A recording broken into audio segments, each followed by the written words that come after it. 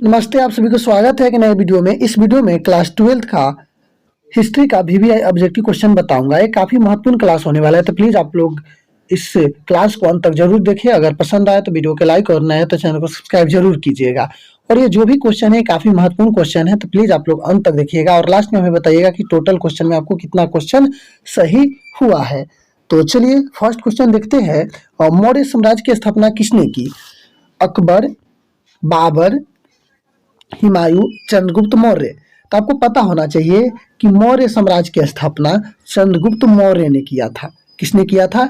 चंद्रगुप्त मौर्य ने किया था। और जब ये स्थापना किया था उस समय 25 वर्ष के थे। कितने वर्ष के थे? 25 वर्ष के। दूसरा बात है कि ये नंद वंश का शासक, किस वंश के शासक? नंद वंश का शासक घनानंद को हराकर ये मौर्य साम्राज्य की स्थापना किए थे। और अपना गुरु चाणक्य चाणक्य की सहायता से चाणक्य की सहायता से ये मौर्य साम्राज्य की स्थापना किए थे। कौन? चंद्रगुप्त मौर्य ने। तो समझ गए कि चंद्रगुप्त मौर्य के ने मौर्य समाज की स्थापना किए थे। कितने वर्ष के थे? 25 वर्ष के थे। किसको हराए थे? घनानंद को हराए थे। घनानंद किस वंश के शासक के थे? तो नंद वंश के शासक थे और ये अंतिम शासक था। ठीक है, इसका गुरु कौन था? चाणक्य। तो ये सब याद रखिएगा। इब्न बतूता किस देश के यात्री था? मोरक्को, मिस्र, तुर्की, ईरान। ठीक है, तो इब्न बतूता मोरक्को का रहने वाले थे, यानी यात्री थे। ठीक है ना, कहाँ के यात्री था? मोरक्को का। मध्य युगीन यात्री का सरताज किस यात्री को कहा जाता है? अल-बरूनी का, मार्को पोल का, बर्नियार का, इब्न बतूता का। तो आपको पता होना चाहिए कि मध्य युगीन यात्री का सरताज मार्को पोल का कहा जाता है। ऑप्शन कौन सही होगा? ऑप्शन इसका बी सही होगा। चलिए क्वेश्चन नंबर 4 है। हुमायूं के दरबार में कौन अफ्रीका यात्री भारत आए थे? अब्दुल रजाक, अल-बरूनी, वर्नियर। तो आपको पता होना चाहिए कि इब्न बतूता। कौन आए थे? Ibn Battuta. इसमें ऑप्शन भी नहीं है कोई, इब्न बतूता। तो इसका आंसर आपको सही होगा ऑप्शन डी। लेकिन याद रखिएगा इब्न बतूता थे। ठीक है ना। तुझे के जहांगीर का रचना किसने की थी? अब्बास खां सरवानी, गुलबदन बेगम, जहांगीर नूरजहां। तो आपको पता होना चाहिए कि जहांगीर ने इसका रचना किया था, तुझे के जहांगीरी का। ठीक है। क्वेश्चन नंबर 6 है। अकबर का नजीरा था? अकबर का वजीर, नजीर नहीं वजीर होना चाहिए था इसलन। ठीक है ना। और अकबर का वजीर था बैरम खां, मुनीम खां, टोडमर खां, अब्दुल रहीम। तो बैरम खां इसका होगा। इसका वजीर कौन था? वजीर वजीर था बैरम खां। ठीक है। क्वेश्चन नंबर 7 है। कर्नवालिस कोड बना 1757 में, 1793 में, 1805 में, 1775 में। तो जो कर्नवालिस कोड बना था वो 1797 में, 93 में बना था। ऑप्शन बी सही होगा। क्वेश्चन नंबर 8 है। जमींदारी प्रथा भारत के किस राज्य में लागू हुआ था? बंगाल, मद्रास, बंबई, कोई नहीं। तो आपको पता होना चाहिए ये बंगाल में लागू हुआ था। कहाँ लागू हुआ था? बंगाल में। 1857 के विद्रोह के समय भारत के गवर्नर जनरल कौन था? Dalhousie, Canning, Lytton, Ripon. तो आपको पता होना चाहिए जो 1857 था उस समय भारत का गवर्नर जनरल था केनिंग। कौन था? और केनिंग से पहले डलहौजी था। याद रखिएगा, केनिंग से पहले पूछे तो क्या बताइएगा? डलहौजी। लेकिन इसका आंसर क्या होगा? केनिंग। क्वेश्चन 10 है, देखिए आइए गया क्वेश्चन 10। केनिंग से ठीक पहले भारत का गवर्नर जनरल कौन था? Canning, Dalhousie, Minto, Cornwallis. तो आपको सही होगा 10 का डलहौजी। केनिंग से पहले कौन था? डलहौजी था। ठीक है। क्वेश्चन नंबर 11 है। प्लासी की लड़ाई किसके बीच हुई?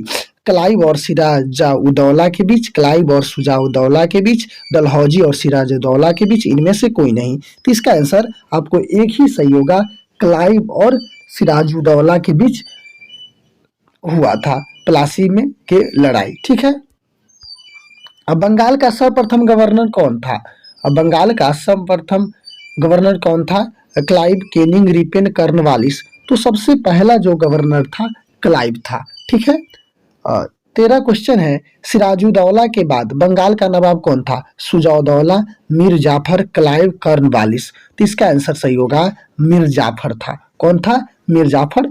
और जो भी क्लास है आप एवरीडे जरूर जुड़िए शाम के टाइम में काफ़ी महत्वपूर्ण क्लास सब होता है और ऑब्जेक्टिव सब्जेक्टिव भी होगा, तो प्लीज़ आप लोग जुड़े रहिए और नए हैं तो चैनल को सब्सक्राइब और बेल आइकन प्रेस जरूर कर लीजिएगा, ताकि जब हम क्लास लेंगे तब आपको नोटिफिकेशन आसानी से पहुंच पाए। ठीक है। गेटवे ऑफ इंडिया का निर्माण कब हुआ था? गेटवे ऑफ इंडिया आपको पता है मुंबई में है। इसका निर्माण कब हुआ था? पहले तो पूछेगा कहाँ है, तो आप बताइएगा कि मुंबई में है। इसका निर्माण कब हुआ था? 1911, 1916, 1920, 1930। तो याद रखिएगा 1911 में इसका निर्माण हुआ था। चलिए, दोड़ा नहीं दारा होना चाहिए था। दारा एवं शाहजहां के पास आगरा में रहती थी। दारा एवं शाहजहां के पास आगरा में रहती थी। जहां आरा, रोशन आरा, गौहर आरा, उक्त सभी। इसका आंसर आपको सही होगा जहां आरा, ऑप्शन ए सही होगा। ठीक है। बाबर चिकेंज खां का कौन सा वंशज था? 5वां, 7वां, 12वां, 14वां। तो देखिए आपको बाबर चंकेंज खां का 14वां वंश था। ऑप्शन देख लीजिए 14वां, हाँ डी में है, तो डी सही होगा। क्वेश्चन नंबर 17 है, गुलबदन बेगम कौन थी? गुलबदन बेगम कौन थी? आपको क्वेश्चन दिखाई देता होगा, नर्तकी, गायिका, लेखिका, नायिका। तो देखिए इसका लेखिका सही होगा, लेखिका ऑप्शन सी सही होगा। ठीक है ना, गुलबदन बेगम एक लेखिका थी। ठीक। चलिए क्वेश्चन नंबर 18 है, हुमायूं का भाई कौन था? कामरान, अस्करी, हिंदलाल, उक्त सभी। तो आपको पता होना चाहिए कि जो हुमायूं का भाई था वो अस्करी भी था, हिंदाल भी था, कामरान भी था। तो इसमें से सभी सही होगा। ठीक है, ऑप्शन डी। पानीपत की प्रथम लड़ाई कब हुई थी? तो आपको पता होना चाहिए कि पानीपत की प्रथम लड़ाई कब हुई थी और किसको बीच हुआ था। 1526, 1527, 1528, 1529। तो याद रखिएगा जो पानीपत की प्रथम लड़ाई 1526 में हुई थी, बाबर और इब्राहिम लोदी के बीच हुई थी। किसके बीच? यानी इब्राहिम लोदी के बीच। इसमें विजय किनका हुआ था? तो बाबर का हुआ था। ठीक है ना, लोदी का पराजय हुआ था। तो याद रखिएगा, आपसे पूछेगा कि किसके बीच हुआ था, तो बाबर और इब्राहिम लोदी के बीच। कब हुई थी? 1526 में। किसके विजय हुई थी? तो बाबर के। ठीक है। कृष्णदेव राय का शासन काल है 1509 से 1529, 1406 से 1422 ईसा पूर्व, 1336 से 1354 ईसा पूर्व, 1422 से 1446 ईसा पूर्व। तो इसका देखिए आंसर ए ही सही होगा। ए में है 1509 से 1529 ईसा पूर्व। हाँ यही सही होगा, ऑप्शन ए सही होगा। ठीक है। चलिए क्वेश्चन नंबर 21 देखते हैं, अशोकाभिलेख सर्वप्रथम किसने पढ़ा? अशोकाभिलेख सर्वप्रथम किसने पढ़ा? जो भी है लाइक शेयर कीजिए। ह्यूलर ने, मार्शल ने, प्रिंस ने, उक्त कोई नहीं। तो आपको पता होना चाहिए कि इसमें से इसका आंसर कोई नहीं है। 21 का आपको ठीक है नहीं है, प्रिंसिप। हाँ आपको याद रखना है, प्रिंसिप है, हमें लगा नहीं है, प्रिंसिप है। ठीक है, इसका अशोक का सर्वप्रथम अभिलेख प्रिंसिप ने पढ़ा था। ठीक है, ऑप्शन 41 के कौन होगा? सी सही होगा। तो लाइक शेयर करते रहिएगा, जो भी स्टूडेंट है प्लीज, जो भी स्टूडेंट है लाइक शेयर करते रहिएगा। चलिए अगला क्वेश्चन है, जो क्वेश्चन आपको दिखाई देता होगा 22 नंबर क्वेश्चन है, गुप्त वंश का संस्थापक कौन था? गुप्त वंश का संस्थापक कौन था? ऑप्शन है आपके पास, समुद्रगुप्त, चंद्रगुप्त,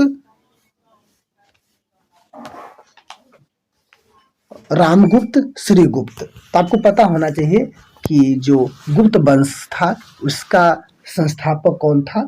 तो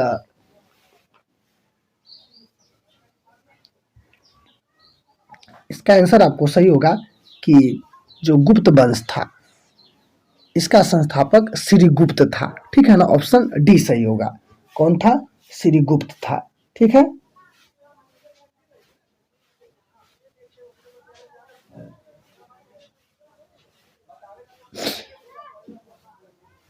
चलिए क्वेश्चन नंबर नेक्स्ट देखते हैं, हर्षवर्धन कहाँ का शासक था? हर्षवर्धन कहाँ के शासक था? मथुरा का, कनौज का, सौराष्ट्र का, उड़ीसा का।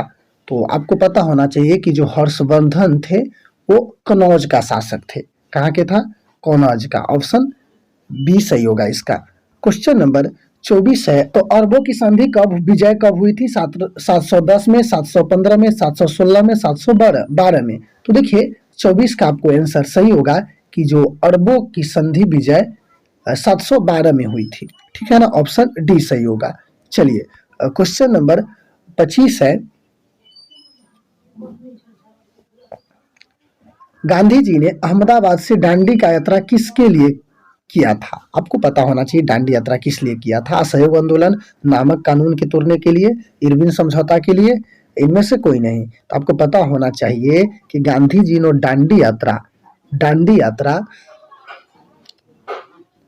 दांडी यात्रा किसके लिए शुरू किया था? तो नामक कानून को तोड़ने के लिए।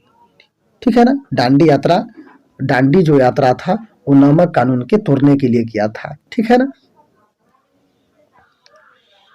और ये तोड़ दिया था 6 अप्रैल 1931 को, नमक कानून को दांडी के पास जाकर।